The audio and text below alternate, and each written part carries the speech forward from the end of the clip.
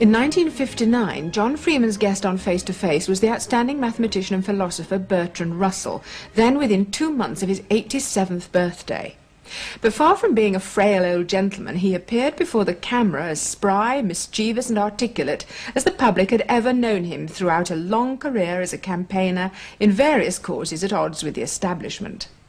But it was from the establishment he came, grandson of 2 lords, one of them Lord John Russell, the Liberal Prime Minister. He went to Cambridge in 1890, where he wrote the Principles of Mathematics, and later his great work, Principia Mathematica. His academic work as one of the greatest philosophers of his day continued at Cambridge until the First World War, when his vigorous campaigning as a pacifist got him expelled from Trinity. But he continued as a writer, his History of Western Philosophy, published in 1945, gaining him a more popular acceptance and lasting financial security. Russell, a late Victorian, was an early crusader for free love, in revolt against the humbug and hypocrisy of much of Edwardian life, a freedom exemplified unashamedly in his own private life. After teaching in America, he returned to Britain in triumph after World War II, was given the Order of Merit in 1949, and won the Nobel Prize for Literature in 1950. From the 50s onwards, his main concern was the threat of nuclear annihilation. He was the first president of the Campaign for Nuclear Disarmament at the time of the face-to-face interview. And 2 years later, still battling against authority, he was arrested at an anti-nuclear sit-in in Parliament Square and sentenced to 7 days in jail. He was 89 years old. His face-to-face interview reveals the qualities that sustained his reputation for decades: lucidity of mind, transparent honesty, and an endearing sense of fun.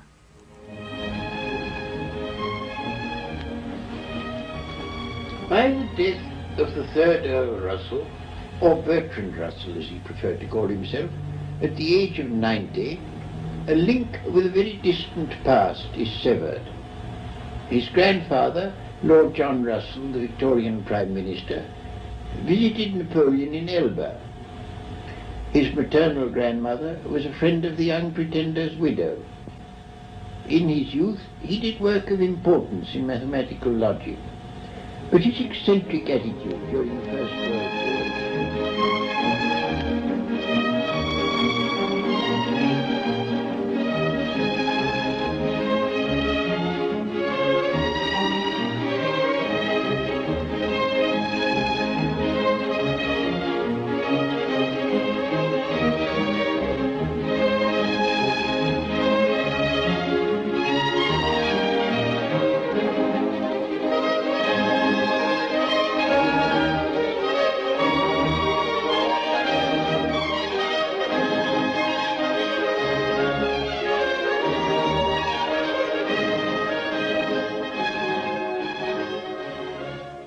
In the Second World War, he took no public part, having escaped to a neutral country just before its outbreak. In private conversation, he was wont to say that homicidal lunatics were well employed in killing each other, but that sensible men would keep out of their way while they were doing it. He appeared in extreme old age, full of enjoyment, no doubt owing in large measure to his invariable health. For politically, during his last years, he was as isolated as Milton after the Restoration. He was the last survivor of a dead epoch. That I wrote in 1937, a year before the Second World War began, as a prophecy of what I thought the Times would say about me when I died. I observed that the date I attributed to my death is 1962, which is coming ominously near and begins to cause me some alarm. So before you feel too much alarm, let us examine this obituary which was written in jest and see how true it really is. To start with, let's go back to the distant past. What is your very earliest memory, Lord Russell? Well, I suppose my very earliest memory is tumbling out of a pony carriage when I was 2 years old. And my earliest at all vivid memories are of arriving at the house of my grandparents, Pembroke Lodge in Richmond Park, after the death of my father, who died when I was 3. How did you come to be in the care of your grandparents? Your mother had also died? Yes, she died when I was 2 and my father when I was 3. Do you have any memory of your parents? Very little. I remember nothing of my mother. I remember my father once giving me a leaflet printed in red letters, and the red letters pleased me. What was life like at Pembroke Lodge? Did your grandparents, for instance, entertain the great people of the day? Yes, not very much. My grandfather was already an invalid. He could only get about in a bath chair. He died when I was 6. My grandmother survived for a long time till after I was married, but she lived in semi-retirement. We saw a lot of distinguished people, especially literary people. Your grandfather had been a politician in his day, as your father. My grandfather, yes, my grandfather was twice Prime Minister. My father was in Parliament for a very brief period. Did you meet the great and famous who used to come to visit, or were you shut away in the nursery? Oh, I used to meet them, yes. Who especially impressed you at that age? Well, I think Mr. Gladstone especially impressed me. Well, what's your memory of him? Oh, I have a great many memories of Mr. Gladstone. He had an eye that could quell anybody. It was, people who didn't know him can't quite understand his political importance. It depended on his hawk's eye. My most painful recollection of him is when I was 17 and very, very shy, and he came to stay with my people, and I was the only male in the family, and after the ladies had retired after dinner, I was left tete-a-tete with Mr. Gladstone, and he didn't do anything to alleviate my shyness. He made only one remark. He said, "This is very good port they've given me, but why have they given it me in a claret glass?" And I didn't know the answer. Turning to your occupations as a child, what were the first books that impressed you? For instance, were you interested in history, in fairy stories, in adventure, or what? Oh, I was always very much interested in history, very much. Fairy stories when I was younger, yes. And I regret to say that I liked Hans Andersen much better than Grimm. I don't now, but I did then, very much better. I read Hans Andersen's fairy tales over and over again when I was young. Were you always a skeptic from small childhood, or did you believe in the conventions? Oh, I wasn't a skeptic when I was very young, no. I was very deeply religious and lost my conventional beliefs slowly and painfully, very slowly. I remember it now. This is another very early memory that I have, that when I was 4 years old, they'd just been telling me the story of Little Red Riding Hood, and I dreamt that I'd been eaten by a wolf, and to my great surprise, I was in the wolf's stomach and not in heaven. This was the beginning, perhaps, of skepticism. Yes. Tell me, did you say your prayers when you were a child? Oh, yes. When did you cease doing that? Oh, I suppose when I was about 12 or 13. Were you made to say them before that? Well, yes, I was made to at first, but I went on after I'd stopped being made to. Yes. Will you tell me what experience it was that gave you your first intuition about skepticism when you were a child? Well, I suppose you might say the time when I tried to catch an angel. They told me when I was an infant that angels watched round my bed while I slept. And I'd seen pictures of angels, and I thought I should very much like to see one.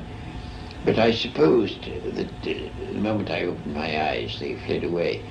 So I thought, well, next time I wake up, I won't open my eyes, and they won't know. And I did so, and I made a grab thinking I should catch an angel, but I didn't.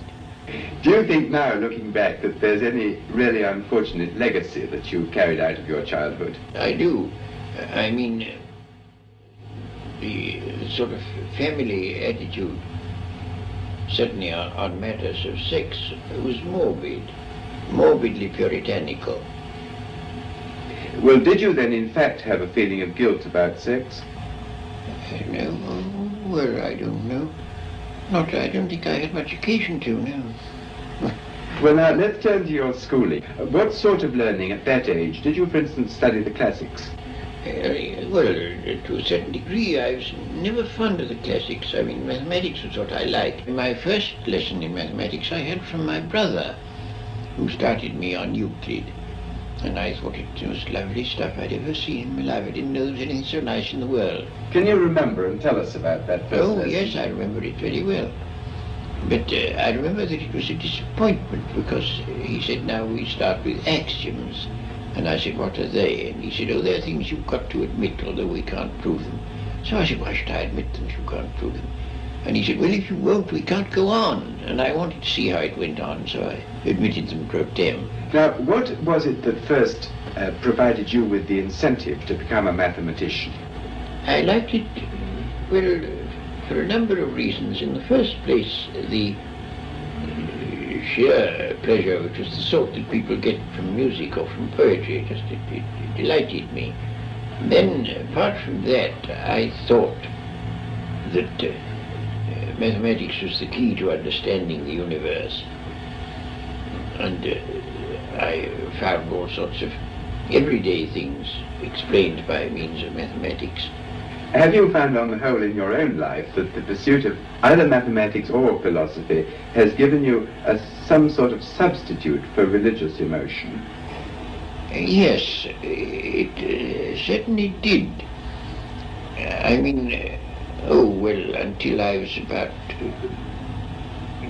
40, I should think, I got the sort of satisfaction that Plato says you can get out of mathematics. It was an eternal world, it was a timeless world.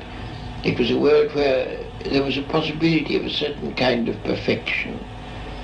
And I certainly got something analogous to religious satisfaction out of it. What period of your life, or rather what episode in your life, led you to turn again from philosophy to some extent into social work and politics? Oh, the First War.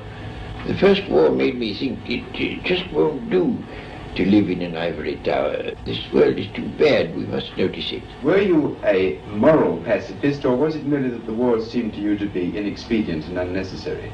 I thought, as a politician, and I still think, that it would have been very much better for the world if Britain had remained neutral and the Germans had won a quick victory. We should not have had either the Nazis or the Communists if that had happened, because they were both products of the First World War. The war would have been brief, there would have been nothing like so much destruction. I still think that that is valid. That is speaking as a politician. Speaking as a human being, I used to have occasion to go to Waterloo, and there I would see troop trains going off, filled with young men who were almost sure to be slaughtered. And I couldn't bear it. It was too horrible. How much, in fact, did you actively campaign against it? Oh, as much as I could. I went all over the place making speeches. And I did everything I could to help the conscientious objectors. I wrote about it everywhere where I could. No, I did everything I could think of to do. Did you have sort of public notoriety as an unpopular figure, or were you regarded as just a crank? I wasn't actually pelted with rotten eggs, but I had an almost worse experience.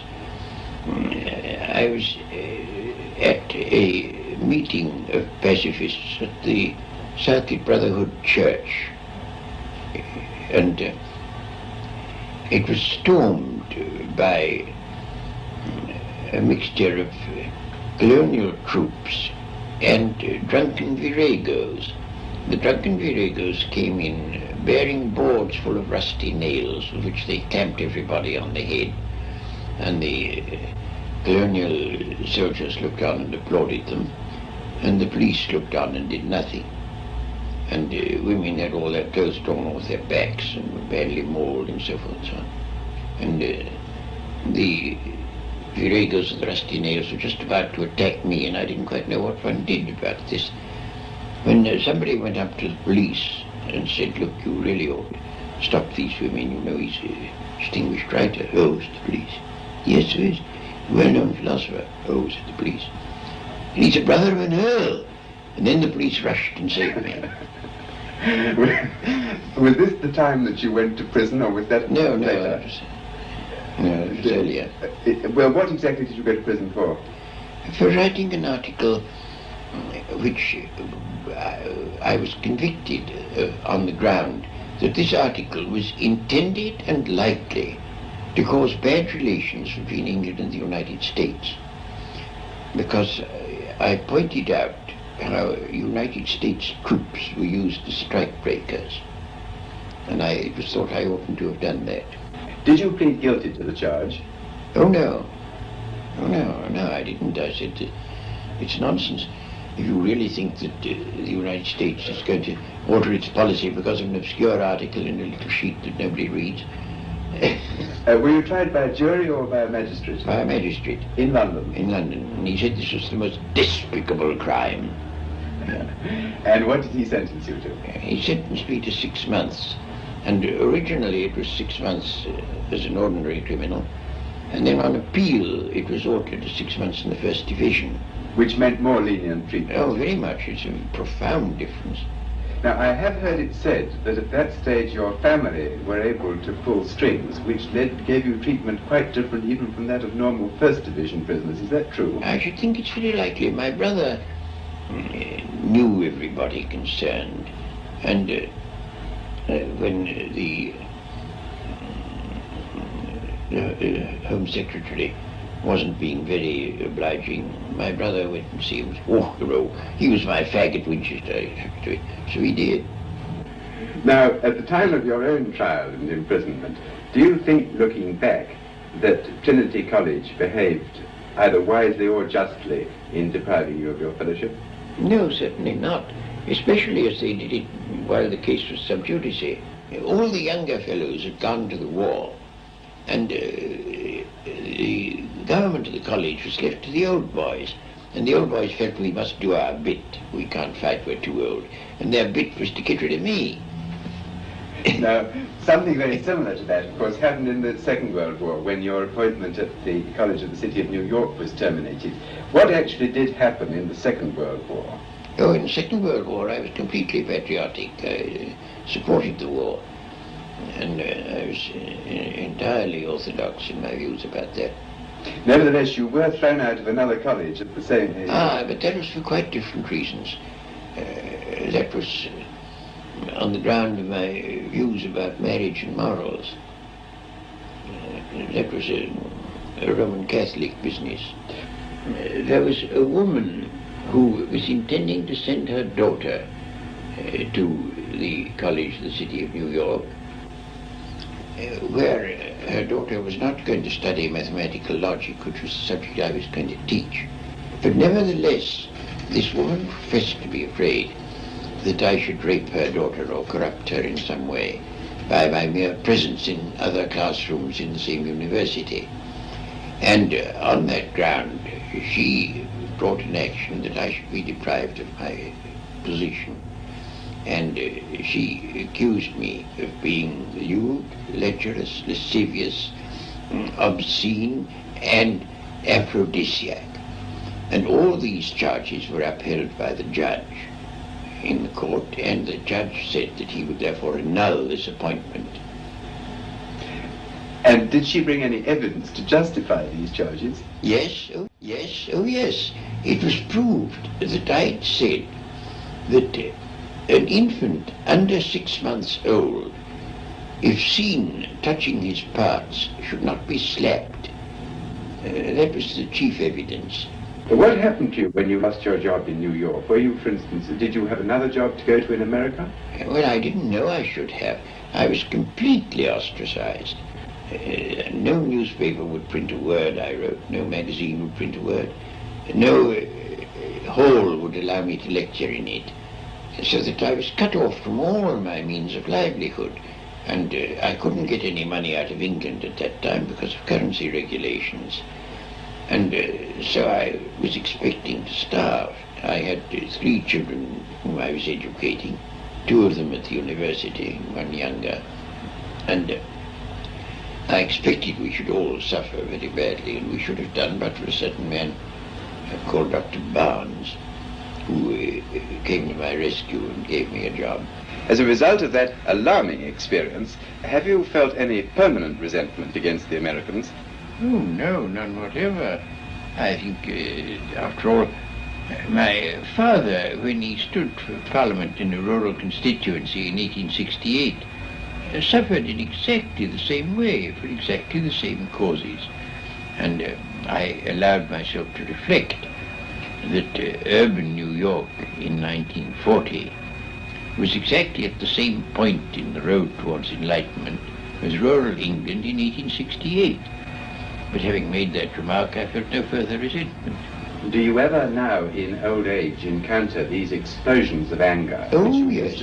I had a letter from an Anglican bishop not long ago, in which he said that all my opinions on everything were inspired by sexual lust, and that the opinions I'd expressed on this subject were among the causes of the Second World War.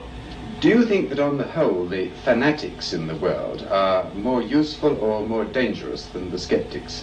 Fanaticism is the danger of the world and always has been, and has done untold harm. No, I think fanaticism is the gravest danger there is. I might almost say that I was fanatical against fanaticism. But then are you not fanatical also against some other things? You see now, your current campaign, for instance, in favour of nuclear disarmament, would you encourage your supporters to undertake some of the extreme demonstrations that they undertake, and isn't that fanaticism? I don't think that's fanaticism, no. I mean, some of them may be fanatical, but I do give them support, but not from fanatical reasons. I support them because everything sane and sensible and quiet that we do is absolutely ignored by the press. And the only way we can get into the press is to do something that looks fanatical. Do you think it possible that the anti-nuclear campaign may already be a bit out of date in the light of the preparations for bacteriological and biological warfare which we now know are going on? It certainly would be if it was only a campaign against nuclear weapons. But it is in fact a campaign against war. And the momentary argument against war is mainly derived from nuclear weapons. But if they were out of the way, there would be other arguments that would be just as potent. And the fact is that scientific man cannot survive if he is going to continue to make war. I mean, the worst possibility is that human life may be extinguished, and it is a very real possibility, very real. And that is the worst. But assuming that doesn't happen, I can't bear the thought of many hundreds of millions of people dying in agony only and solely because the rulers of the world are stupid and wicked, and I can't bear it. Do you look back to the 19th century on the whole with nostalgia and regret? Well, it all depends upon what you're thinking about. The world was much more beautiful to look at than it is now. Every time I go back to a place that I knew long ago, I think, oh, how sad it is. This place used to be beautiful and now it's hideous. And one thing after another, one piece of beauty after another is destroyed. And that I do profoundly regret. But when it comes to ideas, well, there's immensely less humbug than there was, and that I rejoice in. Of the sort of conventional self-indulgences or vices like drink and tobacco and so on, which is your favourite one? Oh, tobacco. I smoke a pipe all day long except when I'm eating or sleeping. Hasn't that shortened your life?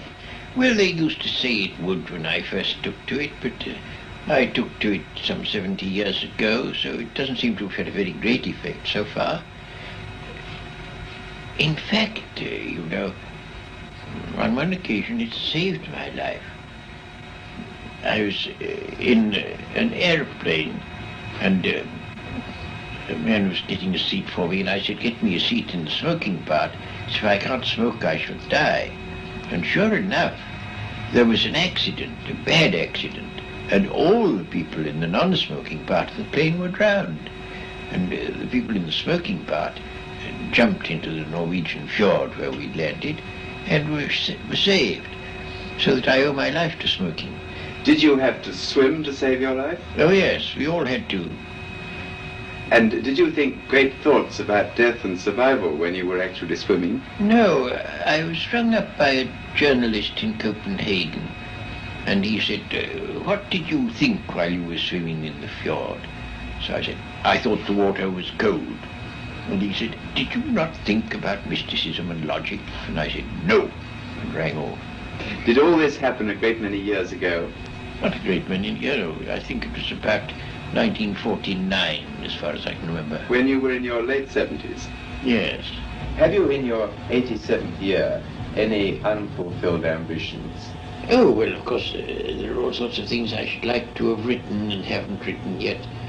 I mean, almost every day I think of some new subject I should like to have written a book about, but there isn't time to write them all. Have you written an autobiography? I have, yes. Is it up to date? Well, no, not quite. Are you going to allow it to be published in your lifetime? No, not till I'm dead. Why? Well, in the first place, because it won't be complete until then. And in the second place, because there are all sorts of things that ought not to be said too soon, and it may even have to wait some time after I'm dead, I don't know. One last question. Suppose, Lord Russell, this film were to be looked at by our descendants, like a Dead Sea Scroll in 1,000 years' time. What would you think it's worth telling that generation about the life you've lived and the lessons you've learnt from it? I should like to say two things. One intellectual and one moral. The intellectual thing I should want to say to them is this. When you are studying any matter or considering any philosophy, ask yourself only what are the facts and what is the truth that the facts bear out. Never let yourself be diverted either by what you would wish to believe or by what you think would have beneficent social effects if it were believed. But look only and solely at what are the facts. That is the intellectual thing that I should wish to say. The moral thing I should wish to say to them is very simple. I should say, love is wise, hatred is foolish. In this world, which is getting more and more closely interconnected, we have to learn to tolerate each other. We have to learn to put up with the fact that some people say things that we don't like. We can only live together in that way. And if we are to live together and not die together, we must learn a kind of charity and a kind of tolerance, which is absolutely vital to the continuation of human life on this planet.